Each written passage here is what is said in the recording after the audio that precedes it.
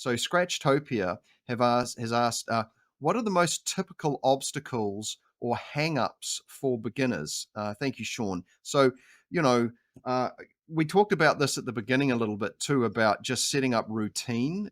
Didi beautifully mentioned that, and that's a big one. Every day I'm going to show up and I'm going to do this thing, and whether you can do it at a certain time and in a certain place, well, but just quickly for myself, some of the biggest obstacles have been developing a journaling style, but that learning that skill, because there's different types of journaling. I do writing and blogs and things too, but learning how to write and doing that as a preliminary exercise, even prior to sitting down to do my practice. Like I'll sit down and do my practice structure, if you will. I'll touch on that, but sitting down and doing some writing helps me to organize my mind. I can get my mind out on the page as a starting point, so I can empty it out, and then I can start, organizing and structuring my thought processes.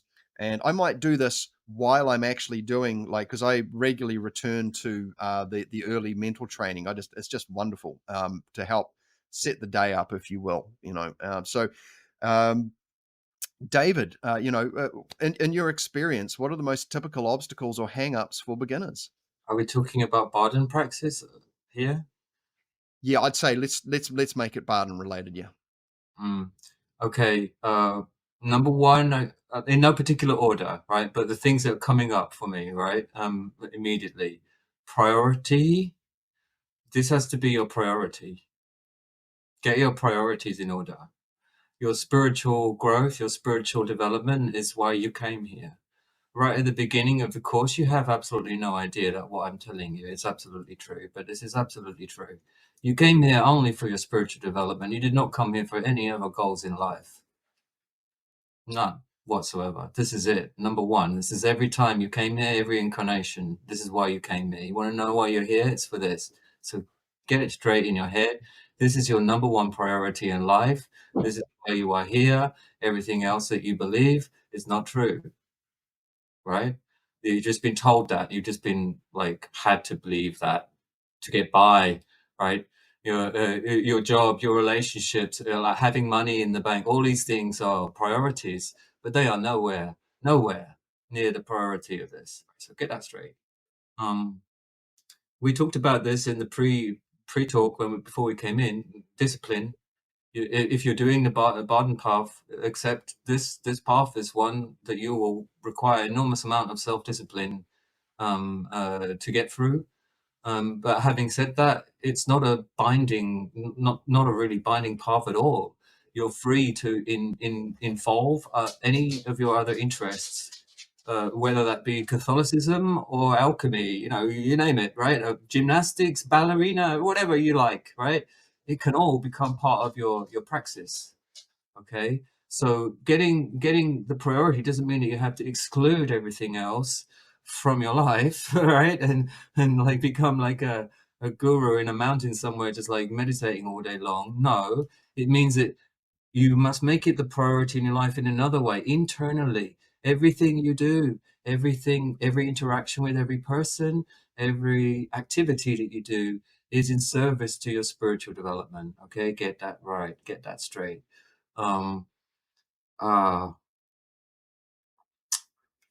Get a good journaling practice going. That is also very important. It's very important you get it out of your head, and that's what a journal does essentially, is it gets it all out of your head so that you have a actually more objective interaction with your own progress, and you can measure it and so forth, and it's easier for you. That's it. Oh, wonderful! Thank you. My gosh, yes. What you said about the ultimate goal. I really love that, and the emphasis you placed on that. And so, what is the value of the physical realm, and what opportunities does it offer for the spiritual development pathway, if that is the prime goal? And if we look around to us and we see all the challenges, it's like we're in a gym. We're surrounded by training partners who we can either sort of see the value, how that sort of feeds into our pathway and our development, and or not. But yeah, thank you for emphasizing that. That's very helpful. Another set of wonderful responses. Thank you, David. Didi and Armand, what could you add to this question of what are the most typical obstacles or hang-ups for beginners? Yeah, wow. I think David almost said it all, in these couple of sentences, because it's so important. I agree totally on the journaling. You journal your own pathway to God. That's what you do, and it's your path. So everything that comes through, journal it, because you make it real, as David also said. When you write it down, and don't type it, write it. I went very far with that. So my teacher said to me, "Okay, get a notebook, get a pen that you only use for this journaling." And I added a red marker with that as well, because I do brackets around stuff that I find very important as I journal. But I also do it in a silk cloth, and I keep it in my space where I train. So I treat that with as much care as I treat Didi or my dog. It's like this is so sacred for me. Because as David says, this is what you have to do here. You're waking up here in your life, and now you find this is the most important thing. And of course, we're not being taught that, because you are not the center of the universe. Well, let me tell you, the universe is supposed to be endless, infinite, so that makes you the center of the universe, right? So it's all about your development. So take that very seriously. But the journaling is crucial, and also it's your unique path. So really trust your intuition. So what I do every time I hit something, marker, brackets, and then when a journal is done, I look at it and I go through these brackets, because that's the juicy stuff, I guess. So, and I make that into a little, I compress that a little bit, and the most important things, and that's where I start my new journal. So I have that, like, okay, this is what I learned from the last one, and then it goes. So, and that makes your own path. So everything that you learn from any exercise is going to add to that, because this is your unique journey. And you have to trust that. Don't be too much distracted by, oh, I have to do that training as well, and that training as well, and that training. Yeah, but does it add to that? Because it becomes much more clear as you go what your unique thing is here. For me, it's than for Didi, and it's different for me than for Phil or David. But we share the same sort of universe where we work from, because people before you have already walked past, and out of that they shared and gave that information to next generation. So some of the work you don't have to figure out per se, but you still have to walk that path, right? Mm. So, but it's very unique to you. And yeah, of course, that's so. Yeah, I think the journaling sticks out, because I see a lot of people fail in that, and I'm not sure why. It's that. So then the question is, what is your motivation to train? Really stick with that for a while. Is the motivation that gets you into this? What made you decide to, listen to this podcast or whatever? Why? Why are you right here, right now? What is that? And journal that somewhere. Journal that. It's like, okay, make that very clear for yourself. And now all the training, everything you read in Bardon, but also what you get from Taoists, or what you hear Tony Robbins say, or whatever, you hear a lyric in a song and something resonates, write it down, because it's important. Mm. Your internal tuning fork. And we've been not brought up that way. We've been brought up to trust other people, their opinions, but trust this thing inside, and it will add up. And it's because some people say, yeah, but how about this magic training? Well, isn't that magic enough? Right? Isn't that, because that is the magic. It's like you collect all these little diamonds, and then it's like, oh man, yeah, this is my path, and this will strengthen you. So yeah, journaling. Get into journaling, people, and not on a phone, not on a laptop, on paper. Mm. Treat it sacredly. Yeah. The laptop does not actually writing things with your hand and a pen has it activates different aspects of your brain than typing it on a keyboard. So there's a much deeper, more primal recording of that memory in your brain. There's one more detail I wanted to add as it's coming up. So I was listening to that wonderful answer.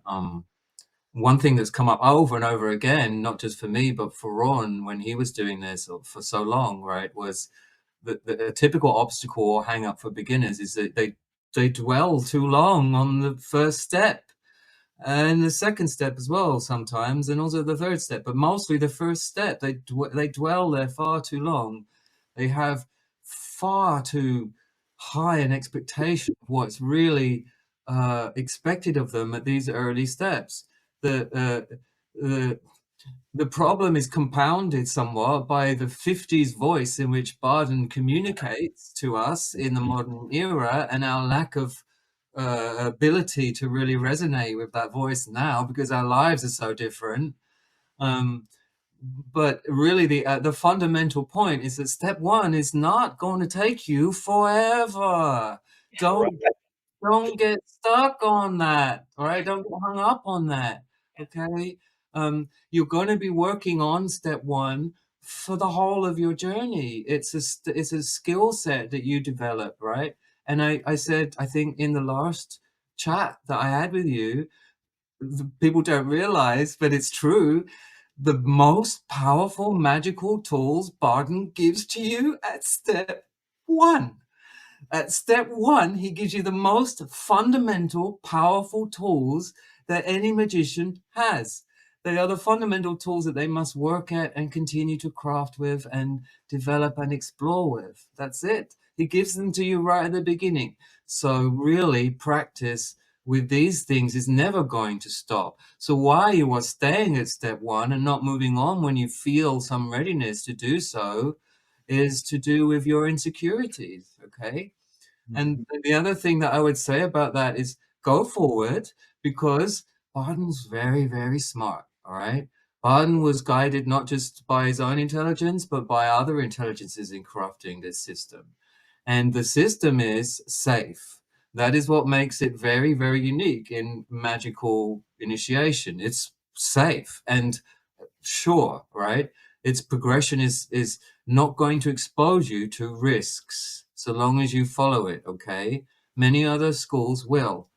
And so if you go forward to step two, let's say, before you're ready, you'll reach a natural inability to carry on. And that will tell you that you must go back. You'll be guided to go back. And do it, do deeper work with the steps that you need to do deep. You won't cause any harm unless you go racing ahead and think that you've got everything sorted, right? Then you're going to do yourself tremendous harm. Wow. I think that's very, very profound, David. But it's what you said, trust the process. And trust is the word that just came out for me Yes. when you were saying that. Yeah. And also you were talking about this as well. And when I was reading the question, trust just came through. Yeah. Yeah. Yeah, it's strong. Yeah. Wonderful. Thank you. Yeah. And obviously you're going to encounter things that you can't conceive prior as well. And so there's things that are going to challenge you as you move through, and they're just the bigger weights you have to lift as you move through. And but like David said, the sequential kind of build up that these early exercises gives you creates a wonderful platform for moving forward. And when I first started meditating, it's funny, I accidentally just closed my eyes and just started watching what my mind was doing, and that kicked open some pretty damn awesome doors. Also because I was interested in it, not because I was given a task to do. I just thought, I'm just going to close my eyes and see what happens. And that kickstarted a whole series of things.